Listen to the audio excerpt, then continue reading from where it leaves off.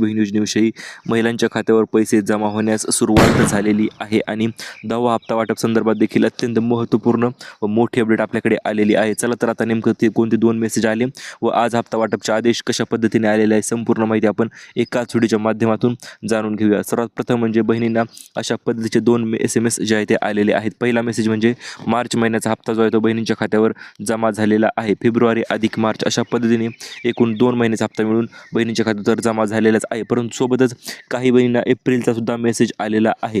चला तर हा एप्रिलच्या मेसेजमध्ये नेमकं रक्कम किती जमा झाली ते आपण व्हिडिओच्या पुढे पाहूया. त्याच्या अगोदर काही महत्त्वपूर्ण अपडेट्स आपण जाणून घेऊया.